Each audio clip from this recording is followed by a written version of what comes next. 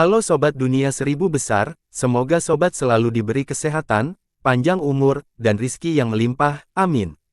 Sebelum masuk ke alur ceritanya, jangan lupa dukung channel ini ya dengan klik subscribe, like, komen, dan share, terima kasih.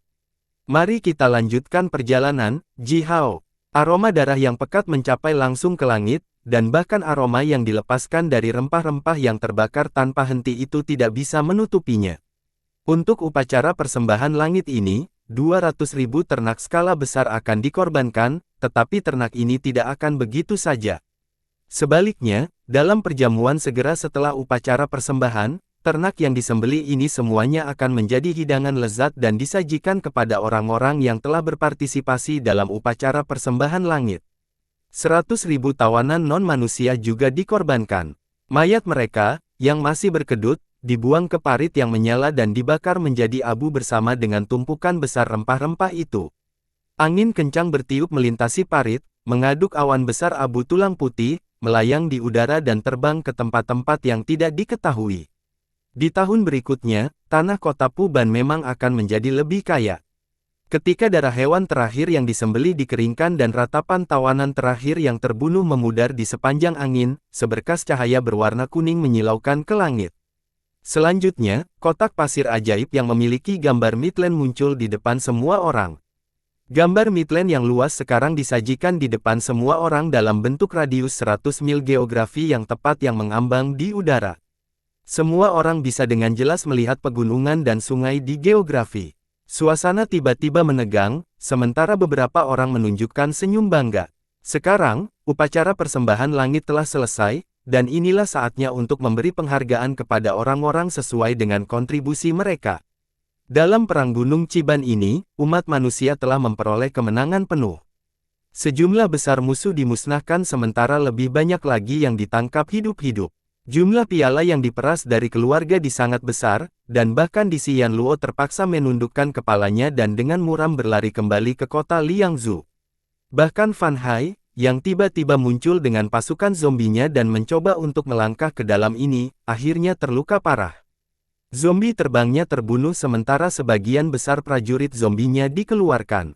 Untuk begitu banyak pencapaian besar, gelombang hadiah yang luar biasa tidak dapat dihindari. Bahkan beberapa pemimpin tingkat tinggi dari klan skala besar, seperti tetua dan pemimpin klan, tidak bisa menahan napas dan diam-diam mengharapkan hadiah datang ke klan mereka sendiri. Kaisar Sun berdiri di altar, menatap sekelompok pemimpin klan yang berdiri dan mengharapkan hadiah mereka, dan tanpa sadar menunjukkan senyum tipis, yang agak kaku, di sudut mulutnya. Setelah beberapa lama, dia berkata dengan suara yang dalam, "Perang ini, umat manusia kita telah menang." Kemenangan. Banyak orang mengangkat tangan secara bersamaan dan bersorak. Tidak ada kekurangan Raja Magus atau bahkan penyihir ilahi di antara orang-orang ini.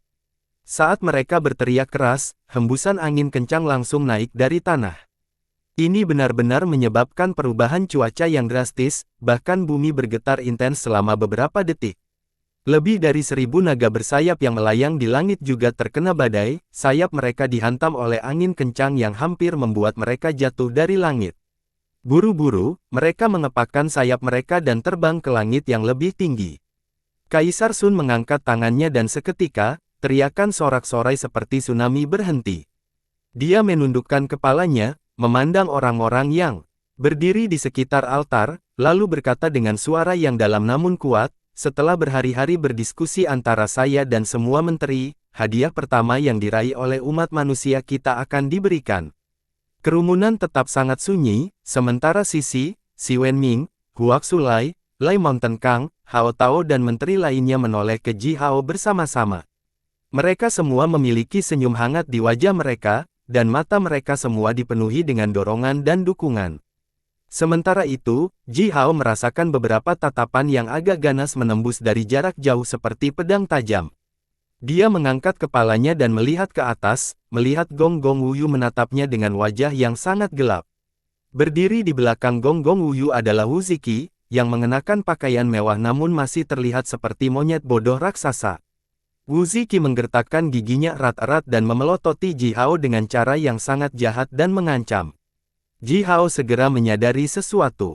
Setelah dengan hati-hati memandang kembali apa yang telah terjadi selama perang, dia merasa bahwa sangat masuk akal baginya untuk meraih hadiah pertama. Itu sangat jelas dalam pertempuran terakhir ketika Ying Yunpeng dan sejumlah besar pasukan manusia tiba-tiba membalikkan senjata mereka untuk melancarkan serangan mendadak. Sementara pasukan di Xian Luo hendak mematahkan garis pertahanan Teluk Naga Jahat dan seluruh umat manusia menghadapi bahaya besar, formasi pedang 9 kisi itu tiba-tiba naik ke udara dan melakukan upaya keras untuk membalikkan situasi. Meskipun Ji Hao telah mencoba menutupi fakta tentang formasi pedang, Kaisar Sun, Xi Wenming dan menteri lainnya tidak pernah buta. Tidak ada yang menyebutkannya, namun mereka pasti tahu bahwa formasi pedang memang ada hubungannya dengan Ji Hao. Kaisar Sun cukup mampu untuk mendapatkan bantuan pendeta dunia bawah, dan pendeta dunia bawah dan Gong Gong dan Simu tampaknya adalah kenalan lama, mereka bahkan telah menjebak Fan Hai dengan tangan bersama. Oleh karena itu, jika Ji Hao mengira Kaisar Sun dan para menteri itu sama sekali tidak tahu tentang sesuatu, dia akan menurunkan peringkat Kaisar Sun, Kaisar umat manusia yang terkenal. Ji Hao, kali ini kami telah memenangkan kemenangan telak dalam Perang Gunung Chiban, dan kaulah yang memberikan kontribusi terbesar. Akhirnya, Kaisar Sun memberikan senyum indah yang datang langsung dari hatinya. Dia mengarahkan jarinya ke Ji Hao lalu melanjutkan dengan suara yang dalam, "Ayo, biarkan semua orang melihat wajahmu." Ji Hao dengan sungguh-sungguh memberi hormat kepada Kaisar Sun dan berbalik, tersenyum pada Men-Men, Shaoxi dan beberapa rekan satu timnya lainnya, lalu berjalan menuju altar dengan langkah mantap. Semua orang di sekitar Ji Hao tetap benar-benar diam, sementara semua jenis tatapan rumit mendarat pada Ji Hao. Sebagian besar dari orang-orang itu penasaran, sebagian kecil dari mereka cemburu, dan sangat sedikit dari orang-orang itu yang bersyukur dan senang dengan pencapaian Ji Hao. Terkandung dalam tatapan yang dilemparkan oleh beberapa orang lain adalah kebencian yang sedalam tulang. Ratusan juta tatapan berkumpul di tubuh Ji Hao. Di antara pemilik tatapan ini, banyak yang adalah Raja Magus dan makhluk kuat tingkat ilahi Magus. Tatapan mereka menyapu tubuh Ji Hao seganas belati padat, membuat Ji Hao merasa seolah-olah gunung besar telah menekannya. Ji Hao terus berjalan ke altar menggunakan tangga yang mengarah langsung ke atas. Dia berdiri di depan Kaisar Sun dan memberi hormat kepadanya dengan tatapan serius. Ini adalah Gunung Yao, dikelilingi oleh lapangan terbuka luas yang memiliki radius 1 juta mil. Sebidang tanah ini agak kaya akan sumber daya alam. Kaisar Sun mengarahkan jarinya ke gunung yang menjulang tinggi di utara dan melanjutkan, "Ji Hao, kamu sekarang dianugerahi gelar bangsawan kepada Erliao atas kontribusimu dalam perang ini. Tanah di sekitar Gunung Yao dengan radius 1 juta mil ini sekarang menjadi wilayah Anda. 300.000 baju besi berkualitas tinggi dan persenjataan dan persediaan yang cocok lainnya juga akan dihargai kepadamu, bagimu untuk membangun pasukanmu sendiri." Sebagian besar tatapan yang ditujukan pada Ji Hao dari bawah altar langsung ditambahkan ke kecemburuan dan kemarahan yang tak tertandingi. Ji Hao dianugerahi gelar bangsawan Erliao, dengan penghormatan sebidang tanah yang memiliki radius 1 juta mil. Ini tidak membuat orang-orang itu cemburu. Midland memiliki banyak lapangan terbuka yang luas, belum lagi radius 1 juta mil, bahkan 100 ribuan kali lebih besar tidak akan menarik perhatian para gubernur tingkat tinggi dari klan skala besar itu. Adapun gelar Erliao, itu tidak lain adalah gelar bangsawan. Itu hanya bisa membuktikan bahwa Ji Hao sekarang adalah seorang pejabat di bawah komando Kaisar Sun dan memenuhi syarat untuk masuk dan keluar dari aula pertemuan Kaisar Sun. Ini juga bukan masalah besar. Namun, dia juga dianugerahi 300.000 baju besi berkualitas tinggi. Armor berkualitas tinggi ini harus menjadi baju besi kelas tertinggi yang diperoleh dari non-manusia, yang kualitasnya lebih dari 10 kali lebih baik daripada yang diproduksi oleh Istana Majus. Di Sun telah memberikan 300.000 set baju besi itu kepada Ji Hao sekaligus, itu akan cukup bagi Ji Hao untuk membangun pasukan pribadi yang sangat elit. Segera, tatapan yang dilemparkan oleh orang-orang itu telah berubah menjadi sombong karena kecemburuan dan kemarahan. Orang-orang ini tiba-tiba berpikir bahwa Ji Hao datang ke kota Puban sendirian. Klannya berada di gurun selatan dan merupakan klan berpangkat rendah. Tidak ada satupun raja penyihir yang muncul dari klan selama bertahun-tahun yang tak terhitung jumlahnya. Belum lagi 300.000 baju besi berkualitas tinggi, bahkan jika Kaisar Sun menghadiahkan 3 juta set baju besi kepadanya, apa yang bisa dia lakukan dengan mereka? Ji Hao tidak bisa mencapai apa-apa, bahkan jika dia diizinkan dengan 100 tahun penuh. Fondasi yang dia miliki di sini di kota Puban terlalu lemah, bahkan terlalu lemah untuk diperhatikan. Tapi tepat setelah itu, kata-kata Kaisar Sun membekukan senyum sombong di wajah banyak orang. Anda dapat memilih 300.000 orang dari semua tawanan yang ditangkap selama perang, termasuk mereka yang masih dijual di pasar kota Puban, sebagai budak Anda. Kaisar Sun memandang Ji Hao dengan senyum tipis di wajahnya sambil dia melanjutkan, semua keluarga dari orang-orang yang dipilih olehmu juga akan menjadi budak pribadimu. Anda harus melakukan seleksi setelah upacara.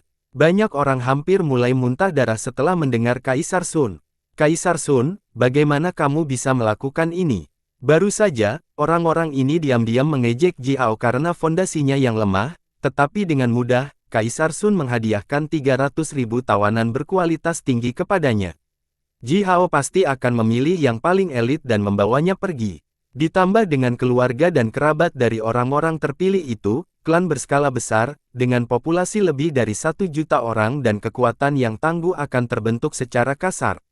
Ji Hao memberi hormat kepada Kaisar Sun, lalu mengambil alih gulungan sertifikat penganugerahannya, dan berjalan menuruni altar dengan kepala terangkat tinggi dan dada mengembang. Upacara penghargaan berlanjut. Dipandu oleh seorang magus etiket, Ji Hao berdiri di tangga bawah altar sementara perhatian jutaan orang terfokus padanya.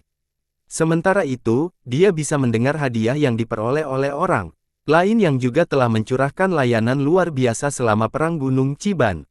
Orang-orang yang dihargai dengan involvement adalah Sisu, Si Wenming, Huak Sulai, Lai Mountain Kang, Hao Tao dan beberapa lainnya. Sisi adalah Earl Chong, dan kali ini, dia langsung ditingkatkan menjadi Markis Chong. Di antara semua jajaran seorang menteri dalam aliansi klan manusia, hanya Earl dan Markis yang bisa memiliki involvements. Karena Sisi sekarang ditingkatkan sebagai Markis Chong, luas wilayahnya telah meningkat 100 kali lipat. Si Wenming dan yang lainnya adalah Earl juga. Si Wenming sepertinya tidak terlalu bersemangat tentang ini, karena dia sudah berada di posisi tinggi dan tidak terlalu memikirkan hal barunya ini. Namun, Huak Sulai dan Lai Mountain kan sangat bersemangat sehingga mereka berdua gemetar intens dan wajah mereka bahkan berubah warna ungu merah. Mereka berdua adalah pangeran yang dibudidayakan oleh keluarga Huaksu dan keluarga Gunung Lai tanpa upaya yang terhindar. Masing-masing dari mereka memiliki akses ke banyak hak khusus di klan mereka sendiri dan telah menikmati perlakuan yang agak istimewa. Namun, semua yang mereka miliki, berasal dari klan mereka, prajurit mereka, wilayah mereka, semua kekuatan mereka, semuanya diberikan oleh klan mereka. Para tetua dan pemimpin klan mereka bisa mengambil semua yang mereka miliki dengan satu kata. Tapi sekarang, mereka telah memberikan kontribusi besar bagi umat manusia dan telah mencapai gelar bangsawan Earl. Sekarang, mereka masing-masing memiliki wilayah mereka sendiri, dan wilayah yang mereka miliki ini tidak ada hubungannya dengan klan mereka. Tanah-tanah ini sekarang menjadi wilayah mereka sendiri yang tidak dimiliki oleh orang lain kecuali diri mereka sendiri. Mereka sekarang dapat menimbun lebih banyak prajurit yang memiliki kesetiaan lebih besar kepada mereka, dapat memperluas skala klan mereka sebanyak yang mereka inginkan, dan memiliki lebih banyak anggota klan yang setia kepada keluarga mereka. Mereka juga bisa memiliki sumber pendapatan yang lebih stabil. Ketika bersaing untuk posisi pemimpin melawan pangeran lain dari keluarga mereka, mereka sekarang memiliki keunggulan mutlak. Faktanya, selain manfaat praktis ini, hanya gelar Earl yang diberikan oleh Kaisar Sun yang telah membuat mereka berbeda dari yang lain. Mereka sekarang bisa datang ke aula pertemuan Kaisar Sun dan bisa bertemu dengan Kaisar Manusia secara langsung setiap saat. Mereka sudah menjadi pejabat penting pemerintahan Kaisar Manusia. Sekarang, mereka bahkan bisa sejajar dengan pemimpin klan mereka. Yang terpenting, wilayah yang tersebar dalam upacara persembahan langit ini akan berada di bawah perlindungan aliansi klan manusia, tidak ada yang bisa menyerang bahkan sedikit wilayah mereka.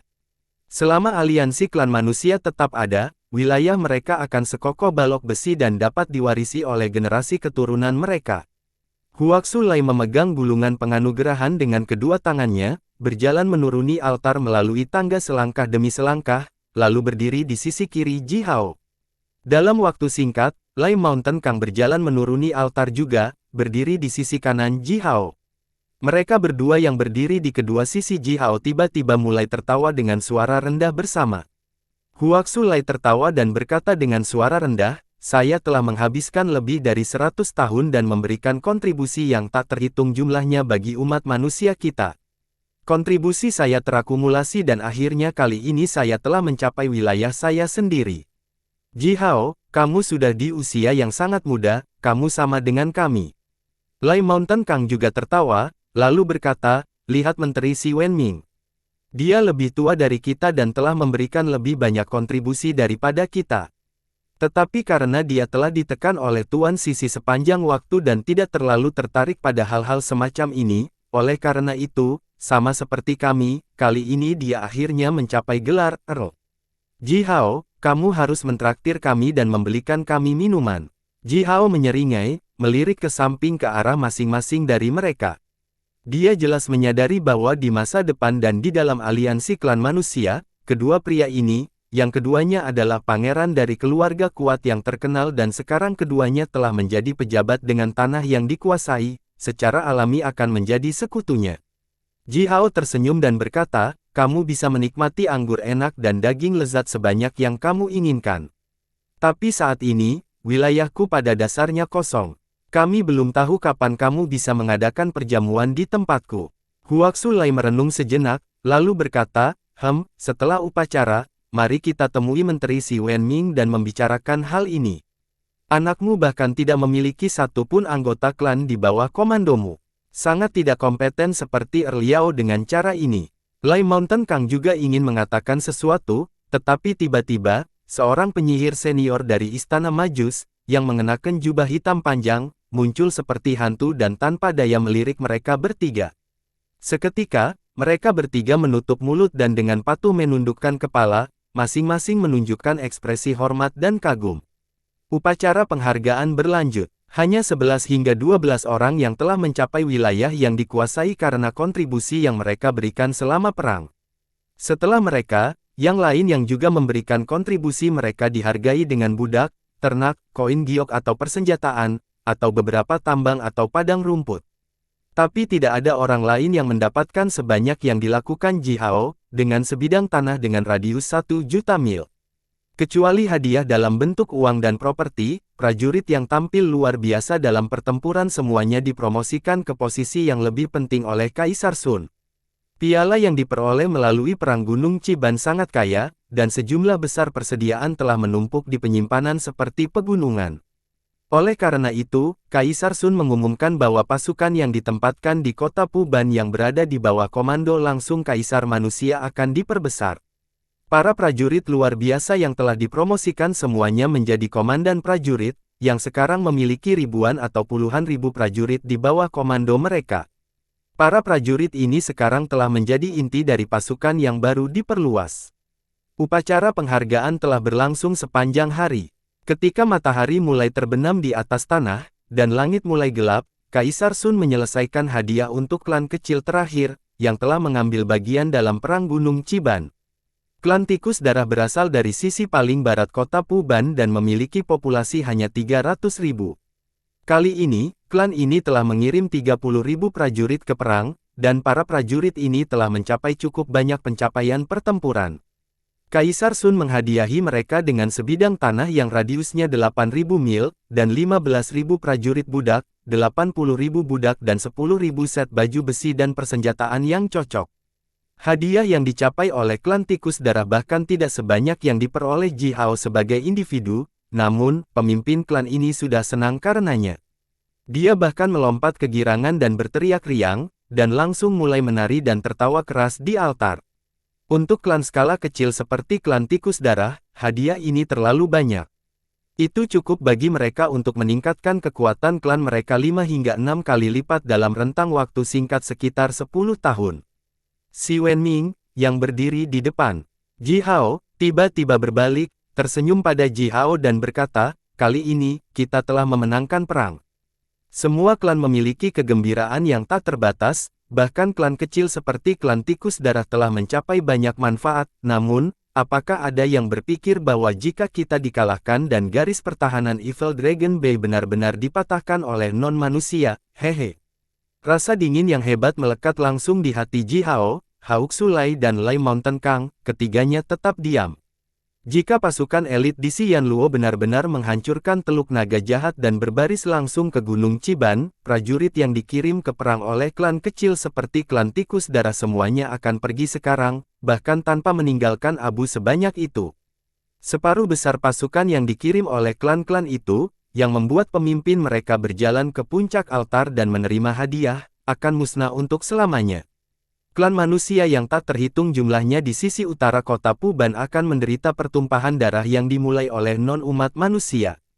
Jika itu benar-benar terjadi, orang-orang itu, yang sekarang bersorak dan tertawa kegirangan, pasti akan meratap dan menangis sambil berlutut di depan Kaisar Sun dan memohon penyelamatan. Untungnya, kami telah menang. Ji Hao bergumam pada dirinya sendiri dengan suara rendah. Itu sebabnya kamu telah meraih hadiah pertama. Si Wenming menepuk bahu Ji Hao dan berkata, perjamuan akan segera berlangsung, nikmati sebanyak yang kamu bisa, banyak gadis sudah memperhatikanmu, Liaoku. Ji Hao tertawa terbahak-bahak. Dia bahkan tidak sedikit malu karena ejekan si Wenming. Si Wenming melirik Ji Hao dengan heran, lalu menyeringai dan berkata, jangan bilang kamu sebenarnya orang tua dengan wanita, kan? Saya tidak bisa melihat itu, pria yang tergantung di luar pintumu, biarkan dia bertahan di sana. Aku akan mendukungmu untuk ini, bahkan Wu Ziki tidak bisa menjatuhkannya, bahkan jika dia pergi mencarimu sendiri. Ji Hao langsung mengendurkan sarafnya yang menegang. Dia tahu bahwa si Wenming sekarang telah memikul beban untuknya. Dia segera mengeluarkan kontrak tidak masuk akal yang diberikan oleh Dark Cloud dari lengan bajunya dan menusuk ke lengan baju si Wenming. Ji Hao sedang bersiap untuk bertarung melawan Wu Ziki sampai akhir, dan ingin mencari tahu apakah Wu Ziki bisa bertahan sampai akhir. Tiba-tiba, lonceng-lonceng dan genderang perang berbunyi bersama-sama, bersamaan dengan itu, suara Kaisar Sun bergema di seluruh ruang.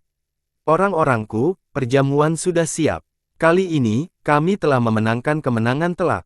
Nikmati saja perjamuan sebanyak yang kamu suka. Banyak orang mengangkat tangan mereka tinggi-tinggi dan bersorak. Puluhan ribu orang telah berkumpul di balai kota yang besar. Balai kota diperluas dengan sihir rahasia.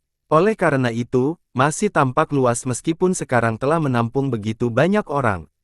Di kedua sisi aula dan di samping dinding, lebih dari 10 set lonceng-lonceng telah berdering bersama.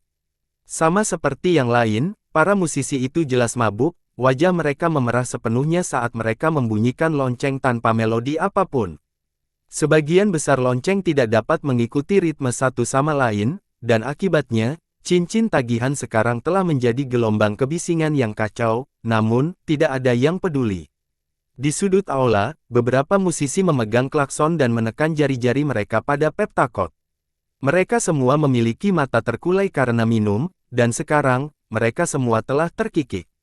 Suara klakson dilepaskan sebentar-sebentar, seperti suara mendengkur, sementara peptakot berdering dari waktu ke waktu seperti hujan deras. Namun, suara klakson dan peptakot bercampur dengan dering lonceng-lonceng sebenarnya menyenangkan. Telinga, sekelompok besar gadis muda yang memiliki sosok panas membawa nampan besar yang diukir dari batu giok halus, menyajikan anggur enak dan hidangan lezat kepada para tamu secepat sungai yang mengalir. Lembaran jerami dan meja panjang yang tertata di aula sekarang telah menjadi berantakan total. Semua orang yang menghadiri perjamuan sekarang memegang mangkuk dan tong minuman keras dan kaki binatang panggang besar, bergerak di aula sambil tertawa keras. Mereka bersenang-senang sebanyak yang mereka inginkan dengan teman-teman lama atau baru mereka.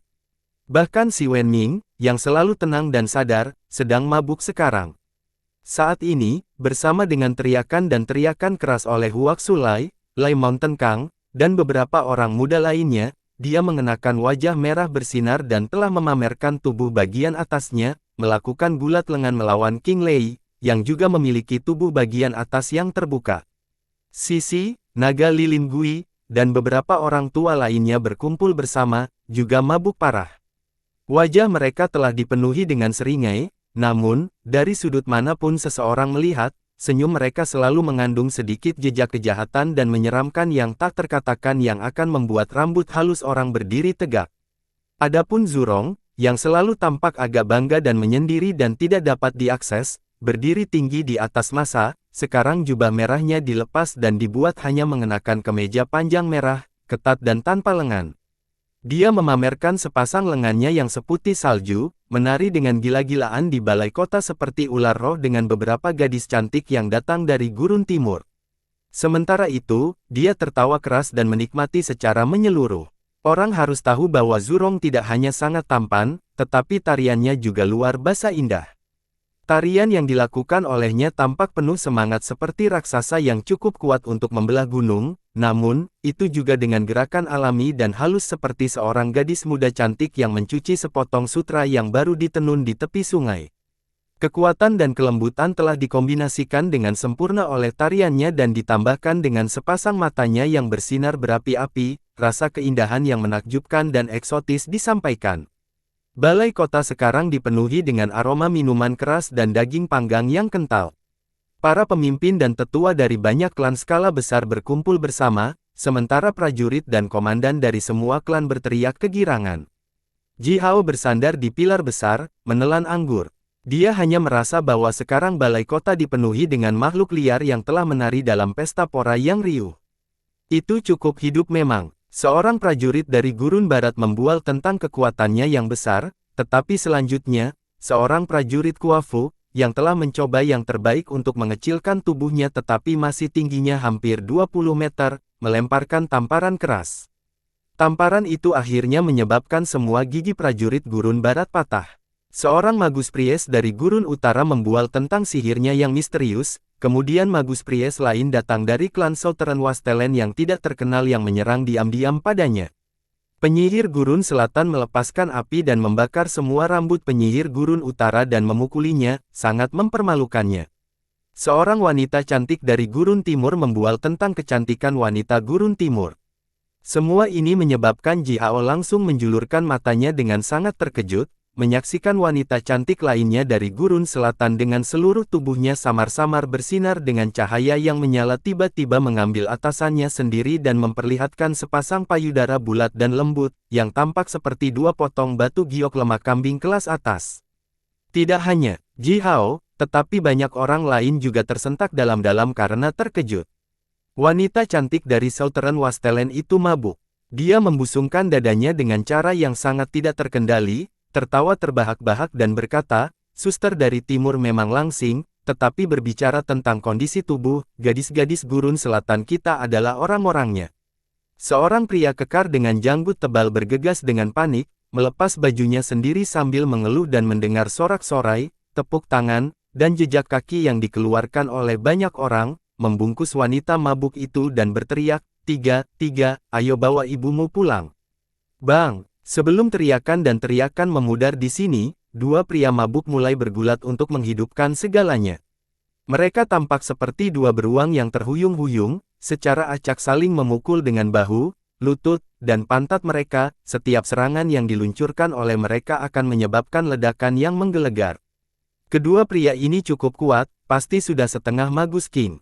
Ketika mereka saling memukul dengan tubuh mereka, suara benturan logam yang keras akan dihasilkan alih-alih bunyi gedebuk teredam yang disebabkan oleh tubuh berdaging. Tiba-tiba, suara retak keras meledak. Seorang pria kuat yang mabuk parah, dengan matanya sudah dipenuhi dengan garis-garis darah, telah menghancurkan pilar di sebelahnya dengan menamparkan sambil tertawa bergema. Untungnya, balai kota adalah harta sihir yang kuat, dan pilar yang hancur itu bergabung kembali dengan cepat, jadi tidak ada yang membahayakan struktur balai kota. Suasana semakin panas sementara orang-orang menjadi semakin bersemangat. Ji Hao merasa bahwa perang yang kacau bisa segera terjadi. Pada titik ini, sekelompok besar gadis muda yang cantik masuk ke aula, membawa semangkuk sup kepada semua orang di aula untuk menghilangkan efek alkohol. Sup itu dimasak oleh penyihir senior dari Istana Majus dan cukup efektif, itu akan mengalir ke tenggorokan orang-orang seperti mata air yang jernih dan dingin, dengan cepat menghilangkan efek alkohol. Semua orang menjadi jauh lebih sadar setelah makan sup. Oleh karena itu, suasana di balai kota langsung tenang. Orang-orang mulai tertawa bahagia dan saling memanggil teman lagi, sementara semakin banyak tong minuman keras dibawa ke balai kota tanpa henti. Ji Hao tetap berdiri dan bersandar di pilar, menyembunyikan separuh besar tubuhnya di balik pilar raksasa ini yang mengharuskan banyak orang untuk memegangi tangan mereka, diam-diam menghargai pemandangan yang hidup ini. Memang, dia telah menghargai pemandangan ini sebagai orang luar. Diam-diam, dia menghargai pemandangan yang hangat, riuh, dan luar biasa ini yang bahkan tidak bisa dia impikan di kehidupan sebelumnya. Semua orang ini, semua hal yang telah terjadi, era ini dan dunia ini, Ji Hao memegang segelas anggurnya, berdiri di antara orang-orang ini, namun, hati dan pikirannya telah jauh melampaui awan, menatap segala sesuatu dari atas. Tiba-tiba, rasa kekuatan yang sangat dingin namun ganas dan kekerasan menjangkau. Wu Ziki membawa tong minuman keras, berjalan ke arah Ji Hao dengan sepasang mata yang luar biasa ganas dan agresif, lalu melemparkan tamparan keras ke bahu Ji Hao. Bulu panjang di wajahnya semuanya ternoda oleh minuman keras. Anak kecil, kamu cukup mampu, ketika kamu kembali, letakkan Dark Cloud dan kirim semua budak itu kepadaku, tuanmu Wu Ziki. Kemudian kita bisa mengakhiri ini. Wu Ziki tampaknya mabuk juga, bahkan agak tidak koheren saat berbicara.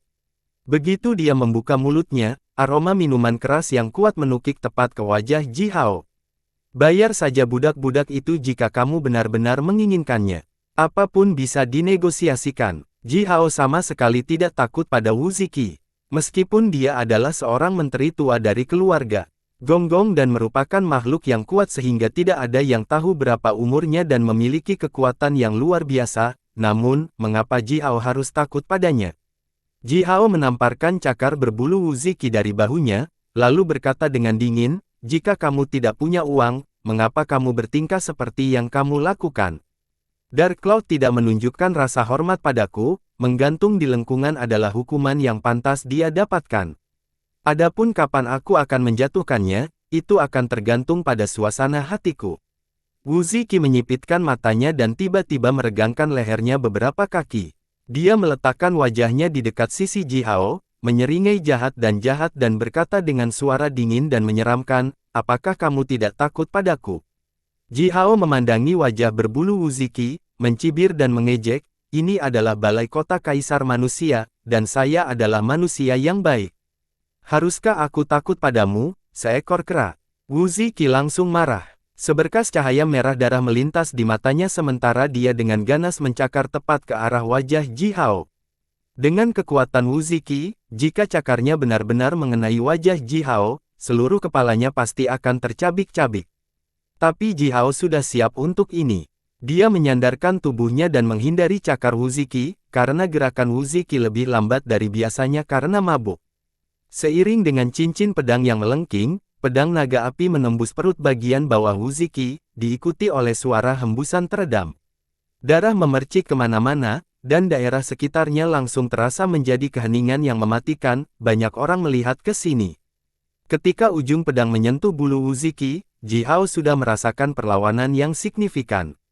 Wu Ziki adalah makhluk roh raksasa yang lahir di daerah air bernama Huai.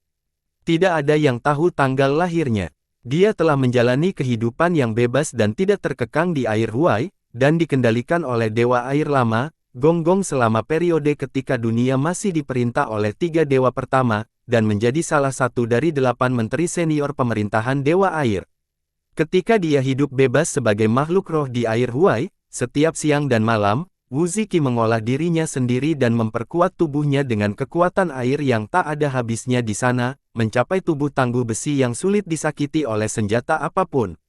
Setelah dia membayar kesetiaannya kepada Gonggong, Dewa Air membantunya untuk lebih memperkuat tubuhnya dengan kekuatan air alami yang luar biasa dari Samudra Gelap Utara dan mengolahnya dengan ombak raksasa yang menderu dari Samudra Gelap Utara siang dan malam. Dengan demikian, tubuh Wu Ziki tumbuh semakin tangguh, sementara dia sendiri menjadi makhluk kuat yang terkenal di antara semua jenis. Wu Ziki pernah menjadi musuh jenis naga 1000 tahun yang lalu. Pemimpin jenis naga memukulnya dengan menara roh air laut besar, yang merupakan harta alam primordial. Wu Ziki menahan pukulan yang diluncurkan dengan menara dan melarikan diri tanpa cedera kecuali sepotong kecil bulu dan kulit yang rusak.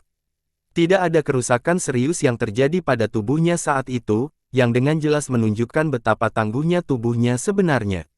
Ji Hao menembus bulu Wu Ziki dengan pedang, hanya merasa bahwa getaran yang kuat telah menyerang telapak tangannya.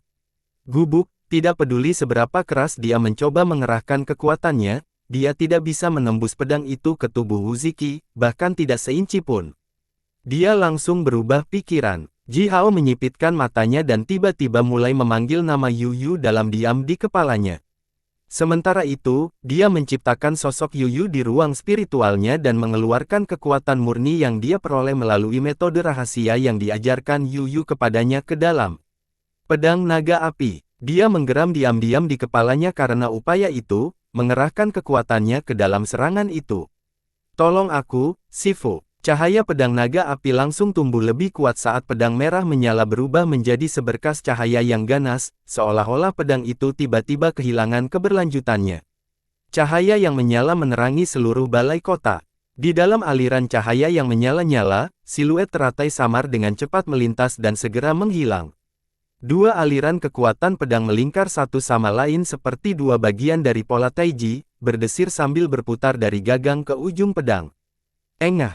Pedang naga api dengan mudah menembus kulit bulu Wu Ziki, seolah-olah itu adalah senjata milik dewa. Pedang itu menembus otot Wu Ziki, ke perut bagian bawahnya dan memotong tulang punggungnya, yang berkali-kali lebih keras dari berlian, dan kemudian keluar dari punggungnya. Darah menyembur keluar di sepanjang reservoir darah di permukaan pedang naga api. Aliran darah Wu Ziki sangat kuat, sedemikian rupa sehingga darah segar menyembur keluar seperti air mancur. Air mancur darah menukik di udara dan bahkan mengeluarkan suara resonansi yang terdengar seperti raungan naga. Puluhan tetua dan menteri yang berdiri di belakang Wu Ziki tidak punya cukup waktu untuk bereaksi. Mereka semua dikirim ke udara oleh aliran darah besar dan ganas yang dikeluarkan dari tubuh Wu Ziki, beberapa dari mereka bahkan tulang dan tendonnya hancur secara langsung. Api yang mengamuk naik ke udara. Kekuatan api esensi besar yang terkandung dalam pedang naga api melonjak ke dalam tubuh Wu Ziki, mengisi organ dalamnya dalam sekejap seperti api kecil yang membakar padang rumput. Wu Ziki adalah salah satu makhluk berbasis tenaga air. Tubuhnya sepenuhnya mengandung kekuatan air esensi alami. Saat kekuatan api yang terkandung dalam pedang naga api melonjak merajalela ke dalam tubuhnya dan memulai konflik melengking melawan kekuatan airnya, petir keras dan api tanah langsung dihasilkan. Sambaran petir yang tak terhitung jumlahnya meledak di dalam perut Wu Ziki, menggetarkan organ dalamnya secara intensif dan membuatnya muntah darah dalam aliran besar. Dari telinga, mulut, mata, dan lubang hidungnya, aliran darah lengket juga mulai menyembur keluar. Karena dia sudah memulai ini, dia harus menyelesaikannya juga. Setelah melukai Wu Ziki dengan gerakan pedang pertama, keganasan yang dimiliki oleh gurun selatan yang liar dan telah ada jauh di hati Ji Hao melonjak tepat ke kepalanya. Dia meraung dengan kasar, "Wu Ziki, apakah kamu mencoba memanfaatkan kekuatanmu dan menjarah budakku? Di mana Anda bisa melakukan hal seperti itu tanpa dituduh? Mati!" Stampar gunung dan sungai terbang keluar dari tangan Ji Hao. Ji Hao menjatuhkan pedang naga api yang masih tersangkut di perut bagian bawah Wu Ziki, membawa stampar gunung dan sungai dengan kedua tangannya, lalu menghantam wajah Wu Ziki, yang sekarang tampak benar-benar tercengang. Wu Ziki yang malang, makhluk roh ajaib yang telah hidup selama puluhan ribu tahun, sekarang benar-benar terpana oleh gerakan membunuh Ji Hao yang meledak tiba-tiba dan aneh. Dia sekarang tampak terlambat seperti tiang kayu. Ini adalah balai kota kaisar manusia di kota Puban, dan Wu Ziki sendiri adalah menteri senior pemerintahan Gonggong. Saat ini, Ji Hao juga seorang pejabat pemerintahan kaisar manusia. Saat ini, semua orang sedang minum minuman keras dan mencicipi hidangan lezat, menikmati perjamuan besar yang menyenangkan ini dan merayakan kemenangan perang Gunung Chiban. Ini adalah pemandangan yang indah pada hari yang baik, dan semua orang di sini berada di posisi tinggi dan memiliki status tinggi di antara masyarakat. Pikiran Wu Ziki, yang hampir terbakar oleh alkohol, masih terjebak pada kenyataan bahwa Ji Hao benar-benar telah melancarkan gerakan dan mencoba membunuhnya.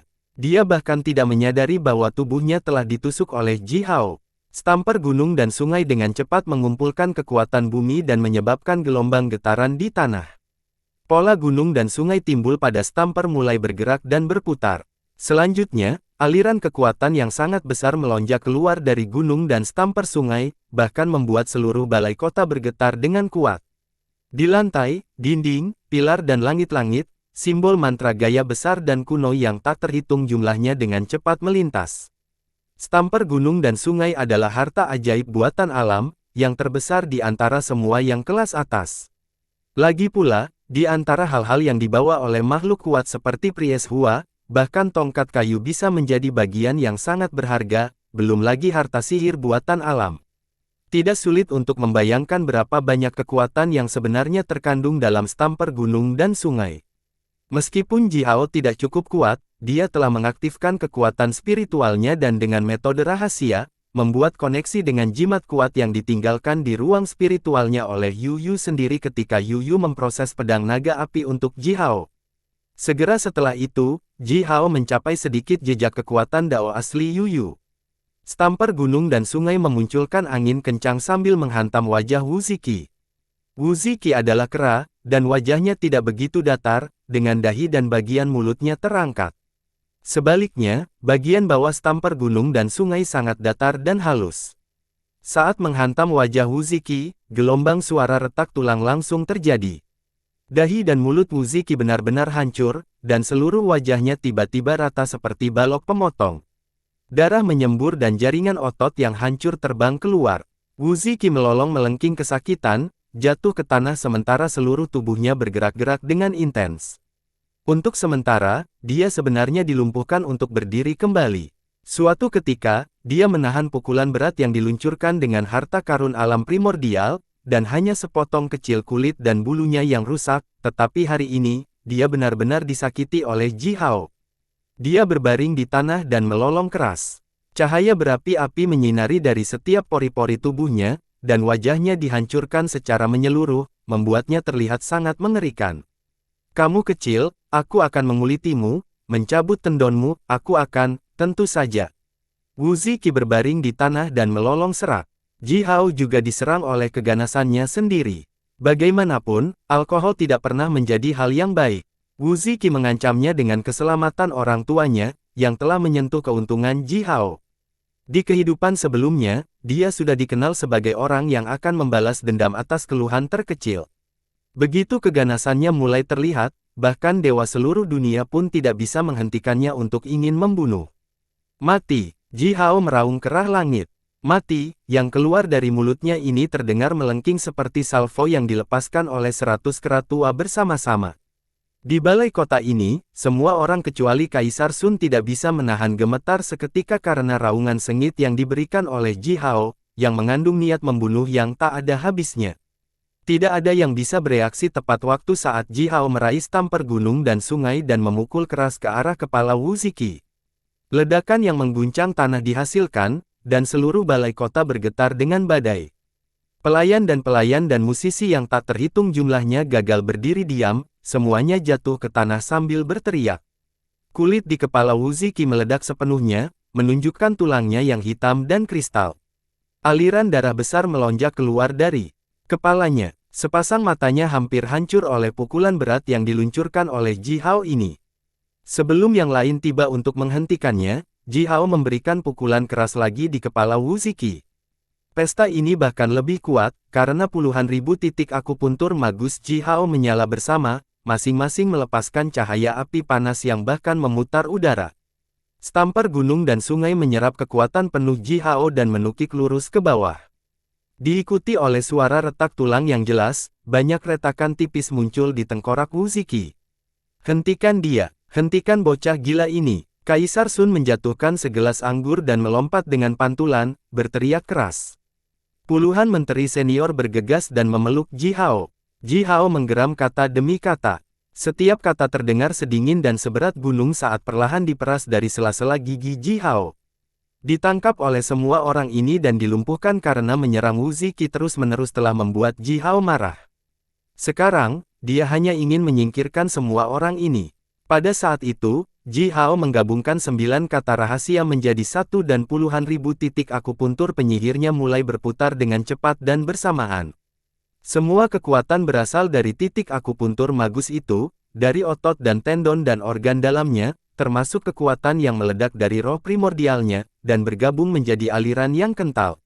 Diikuti oleh ledakan teredam yang serius, semua tendon Ji Hao bergetar seperti tali busur yang kuat dan tanpa henti mengeluarkan ledakan keras dan jelas. Kekuatan alam melonjak ke dalam tubuhnya seperti air pasang, terus-menerus menjelajahi setiap meridian dan titik akupuntur magusnya. Pada saat ini, karena kemarahan yang ganas, Ji Hao telah meningkatkan kondisi tubuhnya hingga batas yang belum pernah terjadi sebelumnya.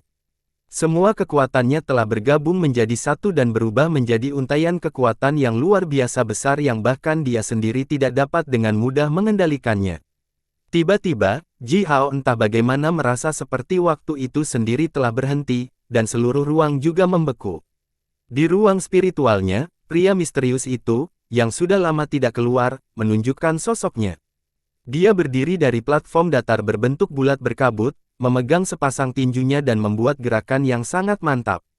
Setelah dia membuat gerakannya, Ji Hao merasa bahwa dia sekarang telah menghadap langit berbintang di era prasejarah, dan kekuatan besar yang tak terlukiskan melonjak ke dalam tubuh ini melalui kepalanya, kemudian bergabung dengan tubuhnya. Saya telah membuat beberapa pencapaian baru akhir-akhir ini, menggabungkan hal-hal yang diajarkan Sifu Anda dengan mantra dan dengan 9 kata rahasia Anda. Saya akan membuat cerita panjang singkat. Gerakan ini disebut pemecahan bumi. Pria misterius itu mempertahankan gerakan itu dan melanjutkan dengan suara yang dalam dan kuat. Sky Opening memungkinkan Anda untuk menemukan titik terlemah musuh Anda dan melancarkan serangan, sementara Earth Splitting kuat dan kejam, menghancurkan segalanya dengan kekuatan murni. Pada saat berikutnya, tubuh pria misterius itu sedikit bergerak. Ji Hao merasa bahwa dia telah melihat segalanya dengan jelas, dia juga merasa bahwa dia sebenarnya tidak melihat apa-apa. Dia hanya memiliki perasaan bahwa ketika pria misterius itu bergerak, matahari yang tak terhitung jumlahnya sepertinya meledak tepat di depan wajahnya, dan seluruh alam semesta tampak hancur. Itu adalah kekuatan yang mengerikan, yang cukup besar untuk menghancurkan dan membinasakan seluruh dunia. Kekuasaannya kejam dan lugas, hampir tidak masuk akal, namun memang mampu menghancurkan semua prinsip. Memang, hancurkan semuanya secara tidak masuk akal dengan kekerasan murni. Pria misterius itu tertawa terbahak-bahak dan berkata, "Kerahkan semua kekuatanmu dan cobalah gerakan ini." Dapatkan, saya. Saat beberapa kata ini meledak dari mulut Ji Hao, getaran kekuatan yang dilepaskan dari tubuhnya tiba-tiba menjadi ganas dan marah seperti binatang prasejarah, dan pada saat berikutnya, tubuhnya bergetar tiba-tiba dan intens dengan cara yang aneh.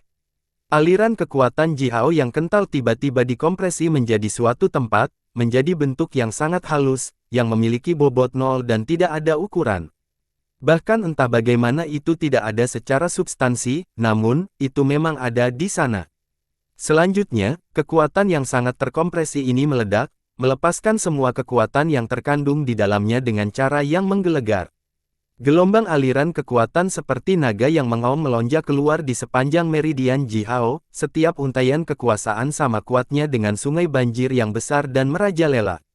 Namun, trek bergerak dari masing-masing aliran kekuatan ini di dalam tubuh Ji Hao sangat cocok dengan busur anggun yang diciptakan oleh gerakan Sky Opening. Semua yang lain hanya melihat Ji Hao mengaum marah dan kemudian mengguncang tubuhnya. Setelah itu, 3 hingga 4 raja penyihir, 7 hingga 8 penyihir senior, yang lengannya diletakkan erat di tubuh Ji Hao dikirim terbang mundur sambil berteriak dan mengutuk dengan keras, bersama dengan lebih dari 20 menteri yang telah berdiri di samping karena takut Ji Hao akan meluncurkan gerakan mematikan terakhir melawan Wu Ziki. Mereka dikirim pergi oleh kekuatan besar dan mengerikan yang tak tertahankan yang dilepaskan oleh Ji Hao seperti dedaunan yang melayang dalam badai. Adegan itu tampak seperti ledakan bom, dan orang-orang itu seperti batu yang diikat di atas bom, dilemparkan dan terbang bersama dengan gelombang suara desir oleh Ji Hao hanya dengan goyangan tubuhnya. Balai kota jatuh ke dalam keheningan yang mematikan sekali lagi. Semua orang menatap Ji Hao dengan ekspresi yang sangat terkejut. Baru saja ketika Ji Hao melepaskan kekuatan, semua orang dengan jelas merasakan bahwa kekuatan yang terkandung di tubuh Ji Hao sangat kuat dan kejam. Ji Hao melepaskan kekuatan yang terkandung dalam puluhan ribu titik akupuntur penyihirnya bersama-sama. Tetapi untuk penyihir senior yang berasal dari klan skala kecil hingga menengah di kota Puban, mereka dapat membangkitkan hampir 10.000 puncak titik akupuntur magus bahkan setelah mereka mencapai batas atas level penyihir senior. Ji Hao telah membangunkan puluhan ribu titik akupuntur penyihir di usia yang begitu muda. Di satu sisi, dia pasti telah mencapai keterampilan memperluas meridian rahasia yang hanya dimiliki oleh istana dalam istana Majus. Di sisi lain, apa yang dimakan anak ini? Bagaimana mungkin dia bisa meningkat begitu cepat dalam kultivasi kekuatannya? Namun demikian, meskipun kekuatan itu memang dilepaskan dari puluhan ribu titik akupuntur magus sekaligus, masuk akal, dia seharusnya hanya mampu mengguncang beberapa penyihir senior yang memeluknya. Tetapi di antara orang-orang yang bergegas dan memeluk Ji Hao erat-erat seperti yang diperintahkan Kaisar Sun, 3 hingga 4 di antaranya adalah Raja Penyihir. Penyihir senior tidak pernah bisa menyaingi Raja Magus. Dalam tahun-tahun terakhir yang tak terhitung jumlahnya, ini adalah salah satu kebenaran yang kuat dari sistem kultivasi kekuatan umat manusia. Bahkan seorang penyihir senior yang telah membangkitkan puluhan ribu meridian dan ratusan titik akupuntur magus tidak akan pernah bisa menyaingi Raja Penyihir terlemah secara frontal. Ini adalah keterbatasan pada tingkat bentuk kehidupan, seperti tikus kecil yang hidup di tanah tidak pernah bisa bersaing dengan elang raksasa dalam hal terbang, itu akan menjadi persaingan antara kekuatan dari dua tingkat yang jauh berbeda. Namun, Ji Hao benar-benar telah mengguncang beberapa Raja Magus. Salah satunya adalah pemimpin klan besar dan merupakan Raja Penyihir yang agak berpengalaman yang telah melangkah ke level selama lebih dari 1000 tahun dan dapat dihitung sebagai yang kuat bahkan di antara Raja Penyihir yang tak terhitung jumlahnya di kota Puban. Raja Penyihir yang begitu kuat benar-benar dikirim terbang oleh Ji Hao, jatuh ke dalam tong minuman keras dengan kepala terbalik. Hehe, hehe. Pemimpin klan tua ini berjuang kembali dari tong minuman keras dengan cara yang sangat malu, perlahan menyeka minuman keras dari wajahnya dengan tangannya lalu tertawa canggung, saya mabuk, haha, haha.